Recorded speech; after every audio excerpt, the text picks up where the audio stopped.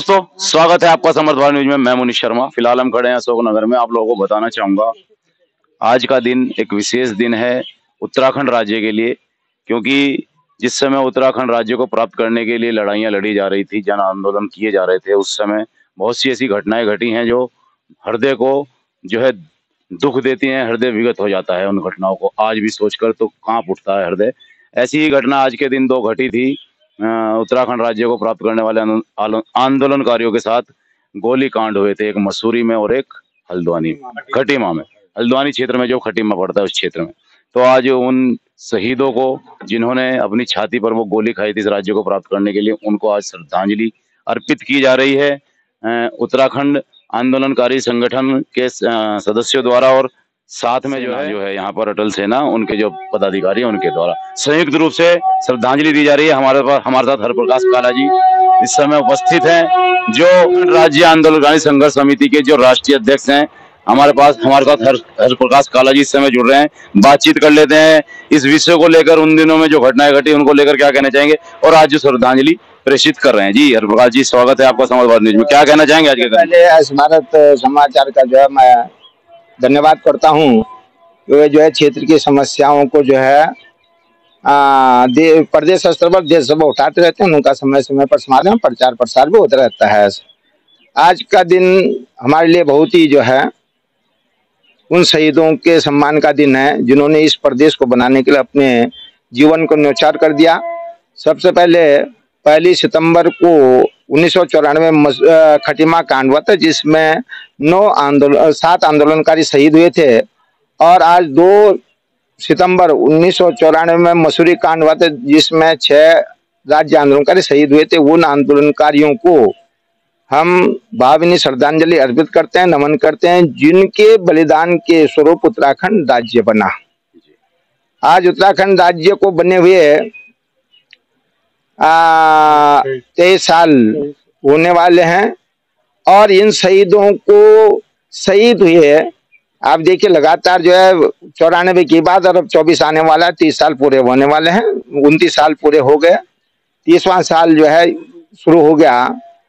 और ये घटनाएं आज भी जब याद की जाती हैं तो शरीर में सिहरन से पैदा होती है कि वह किस समय का, क्योंकि मैं रुड़की का पहला आंदोलन 1979 से 79 से मैं जो है आंदोलन में रहा, और 82 से रुड़की में हमने आंदोलन किया था। रुड़की में उत्तराखंड के लिए सबसे पहले रेलवे कानून 1987 में इसी डंडेरा रेलवे स्टेशन पर हुआ, और 1992 उत्तराखंड आंदोलन के लिए शताब्दी में आग भी इसी डंडेरा स्टेशन पर लगी थी जी।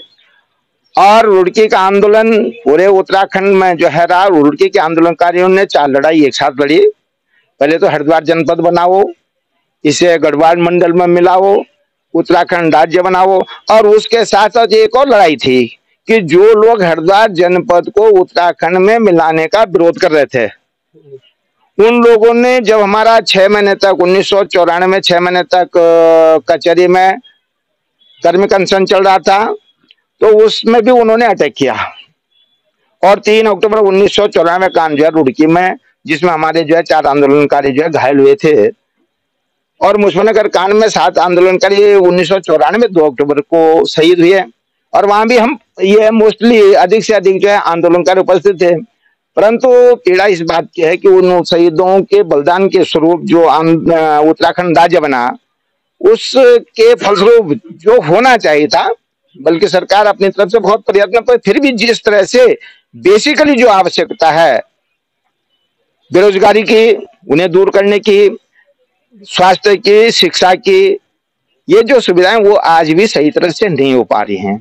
और सब उससे बड़ी दिक्कत ये है कि बाहरी लोगों का सरकारी नौकरियों में बाहरी लोगों को तो नौकरी मिल रही, और जो उत्तराखंड के बेरोजगार हैं वो आज भी पलायन की ओर हैं। तो ये सबसे बड़ी चिंता की बात है। इस ओर हम सरकार का ध्यान आकर्षित करना चाहते हैं कि उत्तराखंड के बलिदानियों का बलिदान हम निरर्थक नहीं जाने देंगे। मूल निवास हमें जो 1950 का चाहिए, भू कानून हमें जो है वही चाहिए, वो 2007 वाला जो भू कानून 2007 में था। एक बात जानना चाहूंगा जी। और उसके बाद जो है अभी तक सबसे बड़ी दिक्कत की बात है, जिन आंदोलनकारियों के परिणाम से राज्य बना, वे आंदोलनकारी अभी तक जो चिन्हीकरण से वंचित रह गए, अभी तक वो चिन्हित नहीं हुए। और इसके लिए हम शीघ्र ही बहुत बड़ा आंदोलन, अगर 1 महीने के अंदर आंदोलनकारियों का चिन्हीकरण नहीं होता, 265 आंदोलनकारी रुड़की के हैं और 195 हरिद्वार जनपद। इसी प्रकार प्रत्येक 13 जनपदों में जो आंदोलनकारी जिन्होंने दिन रात 1982 से लेकर 2000 तक उत्तराखंड राज्य बनने तक आंदोलन लड़ा, उन आंदोलनकारियों की उपेक्षा बिल्कुल भी बर्दाश्त नहीं की जाएगी। 2021 में माननीय मुख्यमंत्री जी ने घोषणा की थी 31 दिसंबर 2021 में सब चिन्हित हो जानी चाहिए, वो अभी तक चिन्हित नहीं हुई है।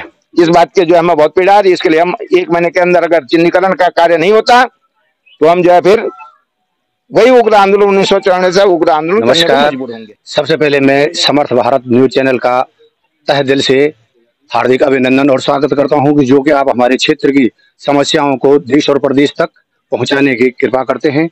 मैं ये कहना चाहूंगा कि उत्तराखंड को बनाने के लिए 1994 और इससे भी पहले से भी सभी लोगों ने, हर बच्चे, बूढ़े और जवानों ने भी संघर्ष किया है।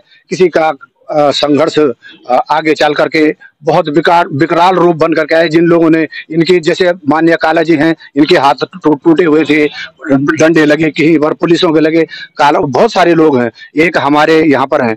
लेकिन जिस उत्तराखंड की परिकल्पना को लेकर के हम लोगों ने, मतलब हमारे पूर्वजों ने भी, माननीय इंद्रमणि बडोनी जी का जिस प्रकार से सपना था, वह सपना आज भी साकार नहीं हो पाया है। और मैं माननीय मुख्यमंत्री जी से और प्रदेश के सभी बड़े महानुभावों से अनुरोध करता हूं कि जिस प्रकार से हमारे बुजुर्गों ने, हमारे पूर्वजों ने उत्तराखंड को बनाने के लिए कहा था, उनकी यह जो है गाथाएं पूर्ण रूप से मान्य होनी चाहिए। क्योंकि इसके कारण जो है जंगल और जमीन, इसी के विपरीत हम चल रहे हैं। बाहरी लोगों का यहाँ पर जमवाड़ा देखा जा रहा है, जिससे कि उत्तराखंड को देवभूमि नहीं बल्कि दैत्य भूमि बना जा सकता। आप खुद सोच सकते हैं कि उत्तराखंड देवभूमि कैसे होगी जब गाय काटने वाले भी और गाय पालने वाले भी एक साथ में रहेंगे। तो अब आप खुद सोच सकते हैं, मुख्यमंत्री जी राष्ट्रीय स्वयंसेवक संघ से हैं और उनको सब पता है। इसलिए देवभूमि अगर रहना हो तो उस हिसाब से देखना चाहिए, जिस प्रकार से हमारे पूर्वजों ने देवभूमि को, उत्तराखंड को बनाने की कृपा की थी और मांग की थी, और आज वो चीज नहीं हो रही।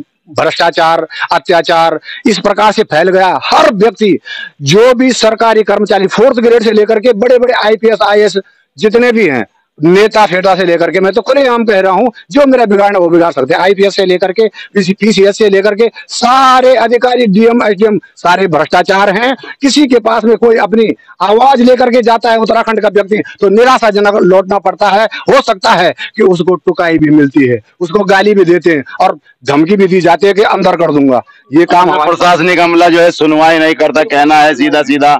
ये जो उत्तराखंड के आंदोलनकारी इस समय खड़े हैं, इन लोगों का सीधा सीधा आरोप है यहाँ के प्रशासन पर और यहाँ के शासन पर भी, क्योंकि शासन के अंडर आता है प्रशासन, तो सीधा सीधा जो खेद व्यक्त किया जा रहा है वह शासन के प्रति किया जा रहा है। आज तक जब से उत्तराखंड बना है, उत्तराखंड अपने बिल्कुल अगर कहा जाए तो इस समय जवानी पर है, पूरा युवा हो चुका है उत्तराखंड। लेकिन अगर देखा जाए तो भ्रष्टाचार जितना पहले था उससे अधिक बढ़ा है, कम नहीं हुआ। उसका कारण यह है कि स्थानीय जो प्रतिनिधि हैं वो ध्यान नहीं देते हैं प्रशासन के ऊपर, और जो आम जनता है प्रशासन के पास पहुंचती है अपनी गुहार लेकर, सुनवाई नहीं होती है। मीडिया प्रभारी हमारे साथ है, मैडम कुछ बोलना चाहेंगी महिलाओं की ओर से, तो एक बार आप बोल सकती हैं, बताइए क्या कहना चाहेंगे।